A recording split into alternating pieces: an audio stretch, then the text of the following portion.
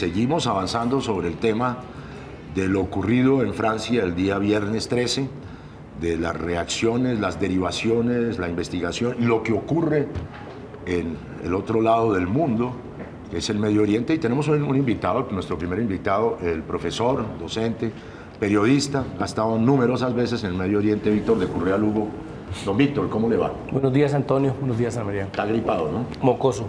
Mocoso. Bueno, vamos a aprovechar su presencia aquí en el primer Café Ana María para distanciarnos momentáneamente del tema meramente coyuntural francés, de lo que está ocurriendo en Francia, de lo que significaron esos atroces y fascistas atentados contra el pueblo francés, para situarnos en todas las informaciones, objetivamente lo saben, en el origen comandatario de alguna manera de estos atentados, es decir, en el conflicto, en esa nebulosa multinacional que implica a Siria, a Irak, a países varios árabes y musulmanes del Medio Oriente, a Turquía, a los países occidentales que están allá bombardeando, Rusia, Estados Unidos, en fin, todo eso.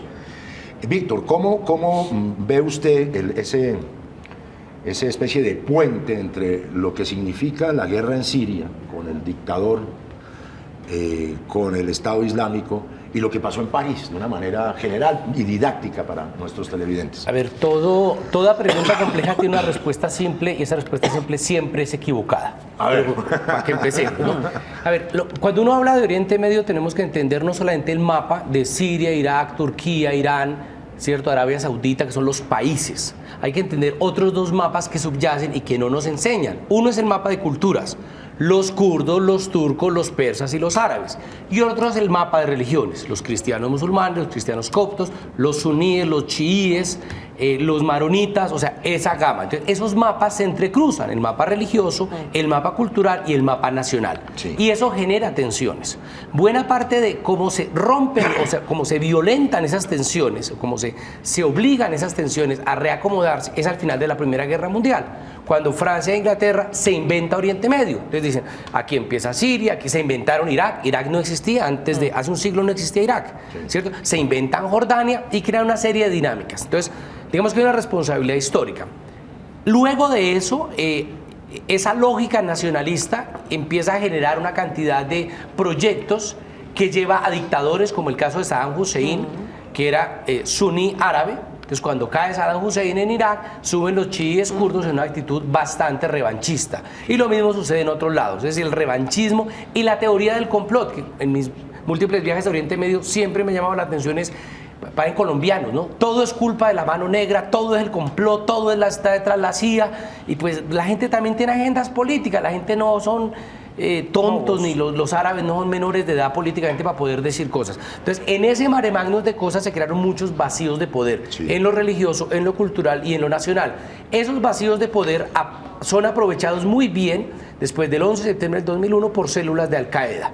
Entonces, eso lo complica en el 2003 la invasión a Irak, una invasión ilegal, terrible, vergonzosa. Sí. Lo complica también los bombardeos del 2001 contra Afganistán, que van a fracasar, fracasaron como van a fracasar actualmente los de Siria, y a partir de allí se encuentra un nicho donde se cultivan varias cosas. Primero, un radicalismo musulmán que se alimenta en los 80 gracias al apoyo que dio la CIA a los grupos que peleaban contra la Unión Soviética, la invasión a Irak, el conflicto sirio, la no respuesta para los kurdos, las tensiones internas de la situación social siria, y bueno, entonces todo esto junto crea un caldo de cultivo donde unos grupos se posicionan y uno de ellos es el Estado Islámico. Ok, perfecto. Ese contexto rápido y riguroso histórico nos cae como anillo al dedo.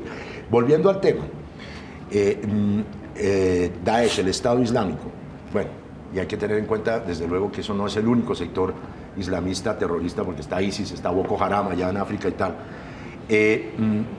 Lanza una propuesta posterior como al pico que tiene Al-Qaeda y a su decadencia hoy, de construcción de un califato, es decir, de un Estado islámico religioso profundamente fundamentalista, que pretenden construir justamente lo que usted menciona como territorios, que no son necesariamente para ellos tampoco países, Siria y Irak en este caso. ¿Cómo se construye eso y cómo construye simultáneamente su estrategia de Daesh, el Estado Islámico, desde el punto de vista terrorista allá internamente y luego en Europa. A ver, hay tantas ramas del Islam como ramas del catolicismo, del cristianismo, del judaísmo. Entonces me parece que eso es... A ver, alguien decía, si los 1.600 millones de musulmanes fueran terroristas, no estaríamos vivos, no estaríamos aquí hablando, así de simple. Sí.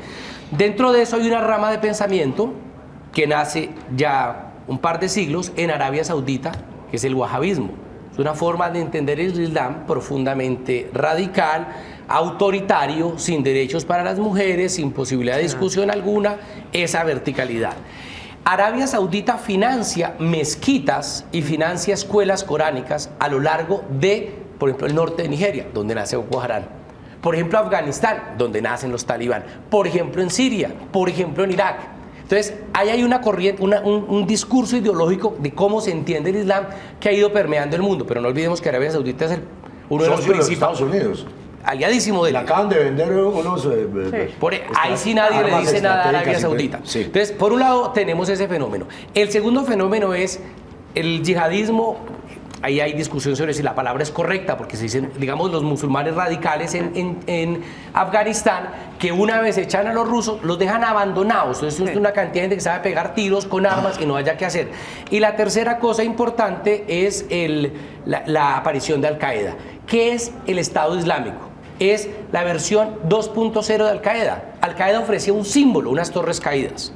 En esencia, los grupos de Al-Qaeda no son grupos verticales, no es un ejército que tiene un general, un coronel, unos comandantes, sino es como una franquicia, como McDonald's. Usted compra el letrero y lo pone y vende lo que quiera. ¿El Estado Islámico no opera también de la misma manera en Europa? En dos sentidos. Por un lado, el Estado Islámico es una franquicia que se convierte en ejemplo, que muchos usan, pero también es una realidad que no tuvo Al-Qaeda. El Estado Islámico ofrece un territorio que es tan grande como el Reino Unido. Lo que hoy controla el Estado Islámico en Siria e Irak es más de 81.000 millas cuadradas. O sea, eso es una brutalidad. Pero además de eso tiene tribunales, tiene administración local, cobra impuestos, ejerce la justicia. Entonces, a riesgo de que me digan que no es un Estado porque no está reconocido en la ONU, vale. Pero si Max Weber decía que el Estado es el monopolio de la fuerza, en este territorio el monopolio de la fuerza lo tiene Daesh, lo tiene el Estado Islámico. Pero lo cual no quiere decir que no sea un Estado terrorista internamente y en sus prácticas internacionales. Por supuesto. Ana, por favor. Pero entonces, hagamos un recuento rápido por el tema terrorismo islámico, que es puntual y que son cosas distintas. Al-Qaeda se tumba las Torres Gemelas como símbolo. Sí. Aquí el Estado Islámico no busca símbolos. El Estado Islámico en Francia, pero también en los otros atentados terroristas que ha hecho, ataca gente. Pero también hay una carrera de símbolos pequeños, por ejemplo.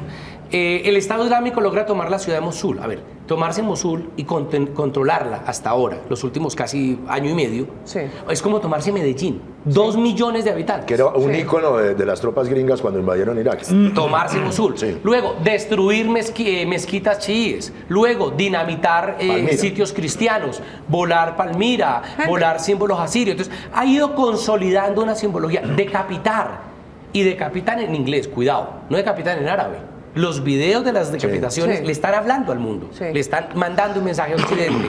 Y es curioso porque diferente a Al-Qaeda, que lanza sus primeros ataques hacia afuera, más que hacia adentro, lo que hace el Estado Islámico, lo que ha hecho en este año y medio ha sido consolidarse. Yo diría 2 años a partir de Ámbar, y es consolidarse en un terreno, ¿cierto? Ganar antes de salir a hacer cosas. Es más, hay 3.000 franceses por lo menos peleando en el Estado Islámico. Entonces la discusión de cerremos fronteras, hombre, el flujo no es Siria-Francia, realmente es Francia-Siria, 3.000. Y regreso, algunos. Pero Víctor, en ese sentido, explicado esto, ¿cómo se da específicamente el puente y la decisión estratégica del Estado Islámico de, en este caso, atacar de manera indiscriminada el corazón del sentimiento francés y de la multiplicidad de lo que significa Francia en París? Es decir, tanto en lo estratégico como en lo político, ¿por qué? A ver, hay 2 cosas, ¿no? Una es el Estado Islámico, que tiene sus tropas en Irak y en Siria, y tiene un proyecto de Estado. Y la segunda son el ejemplo del Estado Islámico. ¿Sí? pasa como con lo de Al Qaeda, ¿no? No hay que estar inscrito en Al Qaeda y pagar la mensualidad para poder usar el nombre. Entonces hay una cantidad de proyectos, ¿sí? El tipo que con cuchillo atacó en Australia en una cafetería un poco de gente, o los que estaban decapitando gente en Egipto, o los ataques en las playas de Túnez. Es decir, un poco de gente que funciona como franquicia. Entonces, independientemente de eso, de que estén o no articulados militarmente, sí hay un ejemplo muy grande. La segunda cosa es que están logrando el sueño de Huntington, ¿no? Es la guerra de civilizaciones, con un grave error. Están diciendo, Occidente es igual al cristianismo, ergo Oriente tiene que ser igual al mundo musulmán. Y hay ese simplismo de querer plantear una guerra de civilizaciones. Decía hace 2 días el representante del gobierno canadiense que hay una guerra de valores entre Occidente y Oriente. No, no es una guerra de valores, ¿no? Y se ha logrado una satanización bien interesante, ¿no? Entonces, la gente que no ha leído el Corán, ¿cierto? Entonces está diciendo, el Corán es un libro que promete 70 vírgenes al que se inmola y llama. O sea, me parece que hay un afán de decir cosas terribles y eso lo dice es precisamente la gente que no lo ha leído. Pero Víctor, uno supondría que hay un proyecto político en tanto de verdad hay una lucha por la constitución de un califato, un territorio, unas autoridades que sean o no terroristas, que uno esté de acuerdo o no, eso es otra cosa, pero digamos hay un proyecto político. Sí. En ese proyecto político, ¿cómo encajan las acciones, digamos, franquiciadas, como bajarse un avión ruso, como hacer atentados en Francia, como anunciar, el último anuncio que hizo es Occidente, pilas porque vamos para allá y Washington allá les vamos a dar? Por una cosa muy sencilla, Occidente cae muy fácil en la trampa de las lecturas simplistas. ¿Qué pasa con eso? Que la persecución ojalá no se dé, pero desafortunadamente creo que es una frase equivocada. Y la xenofobia y la islamofobia en Europa se va a disparar. Ya están atacando algunos centros de refugiados, ya están satanizando a los sirios, ya había un afán de encontrar un pasaporte sirio ahí para decir que es de un asesino. Entonces eso sataniza. ¿Qué pasa con la satanización y con los bombardeos? Lo mismo. Cuando a uno le están bombardeando la casa en Afganistán, termina apoyando a los talibán. Yo estuve hace un par de años en Kabul y en Jalalabad, en algunas zonas de Afganistán, y en el centro de víctimas de guerra de Kabul, toda la gente se refería a lo malos que son los Estados Unidos. Ninguno decía el elemento talibán no aparece ahí. Todos cerraban filas satanizando a Estados Unidos. Porque Estados Unidos los bombardeó. Claro, entonces ahora, aunque no lo creamos, no lo querramos creer porque no sale en la prensa, no es titular, en Siria, la gente que está siendo víctima de los bombardeos de Rusia, de los bombardeos de Estados Unidos, van a cerrar filas en torno al Estado Islámico. Ergo, sí es beneficioso para el Estado Islámico hacer una brutalidad de estas, porque cuanto peor, mejor. La represión y la persecución en la caza de brujas, que ya se está desarrollando en Bélgica, en Italia, en España, ¿cierto? En Inglaterra, contra el mundo musulmán, termina por empujar a la gente a favor, paradójicamente, del Estado Islámico. Víctor, hay 2 escenarios muy precisos, ¿no? Ese que usted conoce profundamente, que es el escenario de Siria, Irak, y el escenario de la guerra, de esa guerra larvada distinta en Francia, o puede ser mañana en Berlín, puede ser en Londres, donde sea, porque el terrorismo pues opera de una manera internacional y con la facilidad de las nebulosas estas en las cuales se mueve. Entonces, en ese sentido, ya en el terreno de Europa, entendiendo que, por ejemplo, en Francia no se hace una amalgama desde el punto de vista de las mayorías en el sentido de decir es que todos los musulmanes son terroristas, ni mucho menos. Y que eso es una voz más bien de la extrema derecha francesa representada por Marine Le Pen, que va a empezar a perseguir y que va a ahondar el problema. ¿Cuál piensa usted que puede ser una receta desde el punto de vista estratégico y de inteligencia para evitar, controlar o no potenciar el islamismo dentro de los franceses de origen musulmán, teniendo en cuenta que ya el portaaviones Charles de Gaulle está bombardeando esta mañana Siria nuevamente? Mire, hay unos países que lograron una estabilidad y un modelo de desarrollo social, de manejo de la migración, con todos los problemas que uno quiera. Sí, claro. Pero lo mejorcito que hay ahorita es mirar a los nórdicos, mirar al norte. Y uno mira Francia, Alemania ahí. No, estoy pensando de Dinamarca para arriba. Para arriba, ok. Sí, los escandinavos. Los daneses, estoy pensando Noruega. En Finlandia, en Noruega, en Suecia. En Noruega hubo un asesino cristiano, a veces se nos olvida que era cristiano, y que lo hizo a nombre del cristianismo, ¿no? Y mató 72 personas. Y en el entierro en Oslo, el alcalde de Oslo dijo una frase muy bella. Dijo, nuestra venganza es más democracia. Sí. Y sabemos que los noruegos no están tonteando, es decir, no lo dice un señor que salió de Haití ni de la masacre de Congo, lo está diciendo un noruego que ha demostrado en su política social una estabilidad y un bienestar que se mantiene. Se dieron hasta el lujo de salirse de la Unión Europea. Entonces, ese país llamado Noruega ha demostrado que sí es posible, con todos los errores que tengan, manejar un problema de culturalidad, de interculturalidad, la palabra que usabas hace rato, que es muy agradable. O sea, andar por Oslo es otra cosa, ¿cierto? Yo creo que Francia debería mirar más a eso que mirar a la España de Rajoy, donde creer que las medidas policiales, claro que las medidas policiales tienen un papel, pero reducir todo a un problema policial es terrible. Y el problema es que la estructura de pensamiento de las Fuerzas Armadas francesas es profundamente racista. Yo recuerdo cuando viví en París, muchas redadas donde cogían eran los árabes o los negros. Yo tengo cara de árabe, pues, pero más de una vez el problema es ese. Entonces, iban por los negros, iban por los árabes. O sea, hay una mentalidad que es terrible y duele que el país de la igualdad, lealtad, fraternidad caiga en eso. Bueno, evidentemente eso es un sector del imaginario de la sociedad francesa, porque uno entiende que verdaderamente los valores de la República son los valores de las grandes mayorías. Pero me parece interesante cuando usted habla del ejército francés y inmediatamente los servicios de inteligencia, de los renseignements allá, entender una cosa que puede haber variado, pero que en sustancia tiene una profundidad histórica, que es que esos son los mismos servicios que estuvieron en la guerra de Argelia. Lo iba a decir. Hágale pues. Exactamente. En la batalla de Argel, la famosa película que la recomiendo, yo recomiendo dos películas. Uno, ver la batalla de Argel. Ya. Y la otra película, El Odio. La de ¿El 1995. Esa película hay que verla para que podamos discutir algunos elementos. Hecha por un francés, además. Sí, además, sí. Y hecha hace 20 años. Y hecha 10 años antes de las revueltas de París de octubre y noviembre del 2005. Entonces yo creo que hay una cosa importante, es el fracaso de la guerra francesa en Argelia fue precisamente creer que todo se resolvía con paracaidistas. Entonces, yo con esto no estoy negando ni el dolor de los civiles franceses, ni estoy... me parece que lo fundamental es entender que hay otro tipo de medidas para que Francia, y esa complejidad de respuesta hay que darla. Y la segunda cosa, antes de que se me acabe el tiempo, tranquilo, es plantear el problema de la doble moral. Es que un día antes de lo terrible que pasó en París y condenable, Beirut. Murieron 40 y pico en Beirut. 122. Muchas gracias por el dato, que lo último me quedé con la noticia vieja. O sea, eso es doloroso. Pero además, cada día en los últimos 4 o 5 meses, por no decir los últimos 5 años, han muerto en Siria un promedio de 100 personas. Pero eso no nos conmueve. Claro que duelen los franceses, por supuesto. Pero no podemos crear la teoría que hay unas víctimas de primer nivel y otras víctimas de segundo nivel. ¿Usted qué opina del extremismo ideológico de algunos sectores, inclusive en Colombia, que dicen, no, eso es culpa de Francia por haber sido un país colonialista?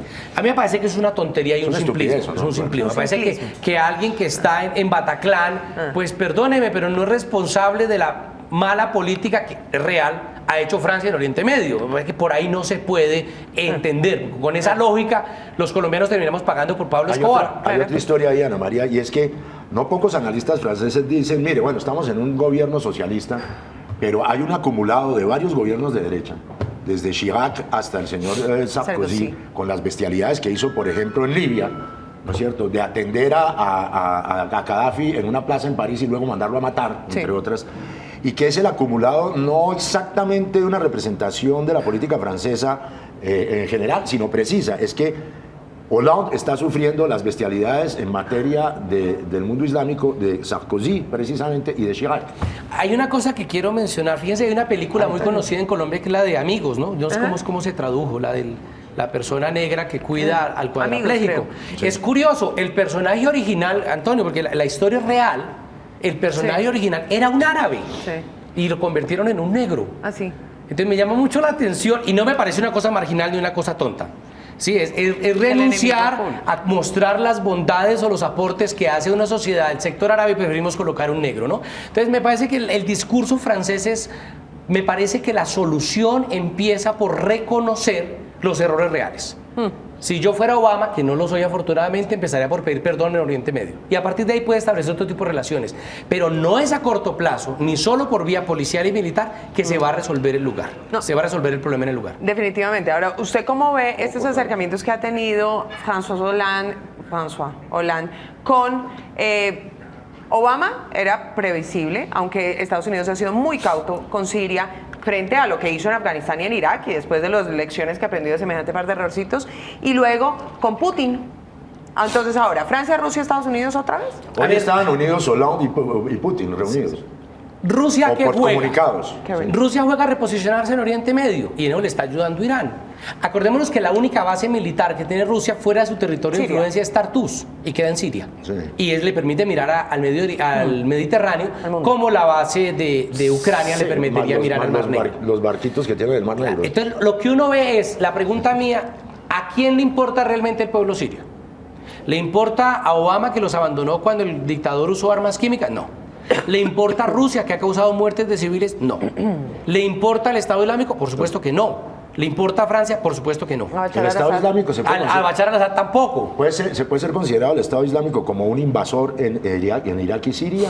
No, yo no diría que son tropas de... Es que es difícil, porque nos han enseñado Ya, a pensar en términos de conflictos internos e Sí. internacionales. Sí. Y ahí esas categorías se revientan, ¿no? O sea, no son conflictos que uno pueda definir a la luz del VIH de una manera tan simple.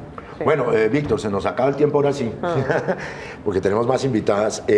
Si uno pudiera, desde el punto de vista de su conocimiento sobre el mundo medio oriental, el islamismo y las fuerzas que están en pugna allá, tener una receta para un occidente que hoy se llama Francia, en el sentido, ya más o menos lo esbozaba usted, pero concluyamos, en el sentido de políticas que pasen necesariamente por necesidades represivas inmediatas, porque es que pues uno sabe muy bien que los servicios de inteligencia franceses, mientras les pasó este atentado, lograron parar 10 o 15, pero bueno, o por lo que van a hacer, reformas constitucionales, etcétera. Además de eso, ¿cuál es su receta de alguna manera? Yo diría que dejar de hablar con tanto prejuicio. La gente está llena de prejuicios cuando habla de los judíos, de los musulmanes, de los cristianos, de los franceses, de los libaneses, de los árabes, que por ahí no se puede. De los colombianos. Y en Colombia, por supuesto. ¿Sí? Entonces uno habla bien o mal de alguien, entonces uno ya se convierte en agente tal o cual. Y la segunda cosa, hay que leer a intelectuales decentes. Olivier Roy, se escribe para los televidentes, R-O-Y, Olivier Roy, me parece que es de las personas francesas que más entiende del Islam. Un tipo cauteloso, respetuoso, solo por citar un caso, Georges Corom, se escribe Corm, C-O-R-M, profesor libanés, se la pasa mucho en Francia también, me parece que es de los grandes que sabe de Oriente Medio y que dan recetas también, o recetas no, porque no se trata de recetas, pero algunos tips políticos por dónde avanzar. Entonces yo recomiendo esos dos autores, me parece que pueden dar mucha ilustración sobre la triste, trágica y condenable situación de París. Víctor de Correa, muchas gracias. ¿Se va a volver para allá, para Siria en estos días? No, porque está Pues cojo. estoy cojo, la izquierda se fracturó. Me refiero a la mía, no hablo de la Sí, el colombiana. 25 de octubre, pero ¿de qué manera? Pero también. Bueno, Ana María y Víctor, gracias.